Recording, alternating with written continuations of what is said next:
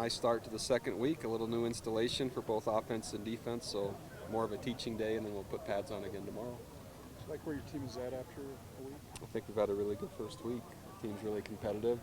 Only downside right now is a number of injuries at offensive line in terms of aren't practicing, but getting some good depth established with the younger players.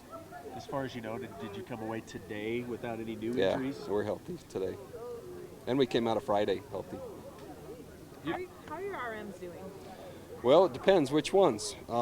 Some are still struggling and some are doing pretty well, and others look like they never went. I mean, meaning they're physically kind of fit. So a lot of it has to do with their body type, a lot of it has to do with where they served, and a lot of it has to do with what position they're playing.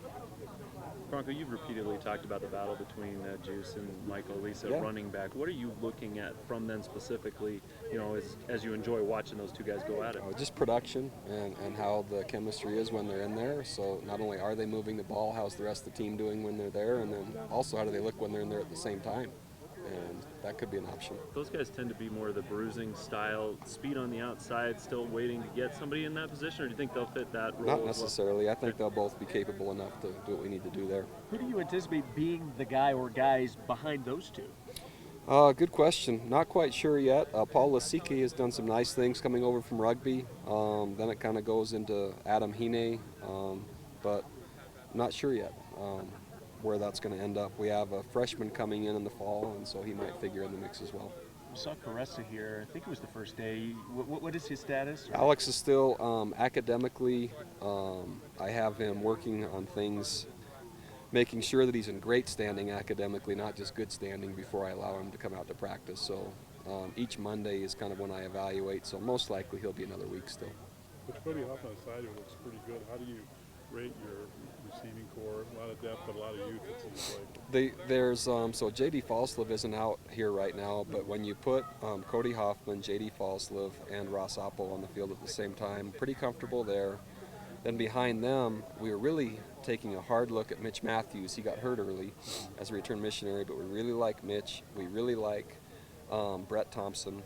And there's a guy named Cody Raymond who's kind of becoming the heir apparent to J.D. Falslev in the slot. I'm missing one. I just can't think of his name right now. But, yeah, so there's the second tier, really, receivers 4, 5, 6. That's Spring's going to have a lot to say about that. How difficult is it to assess the success of the offense, particularly the running game, when the offensive line is young and inexperienced? Oh, it's this particular spring when there's the five starters and 2 of the backups, so it's very difficult to assess exactly what it's going to look like in the fall, and there's 3 tight ends out. So when you talk about adding 10 front players in fall camp in relation to what this looks like, just trying to maintain a big picture perspective. You mentioned JD. What is his timetable right now? He was cleared to start running and doing a few things today, but I'm not sure whether he'll be back in the spring or not, nor does he really need to be. I'd rather have him all healthy because he throws his body around so much, and there's only so many snaps he's going to have in him the way he plays. So we'll just let him recover as he needs to. All right, thanks. Okay, so how's it been since you've been back from your mission? It's been crazy trying to adjust back to football and getting back into the spirit of things. But I love it, Did you miss football while you were on your mission? Oh, there wasn't a day that went by that I didn't think about football. What's been the hardest adjustment since you've been back? Well, the hardest adjustment, I guess, would be coming off of surgery, being an injured guy, coming out here to practice, wanting to play, but obviously, you can't. But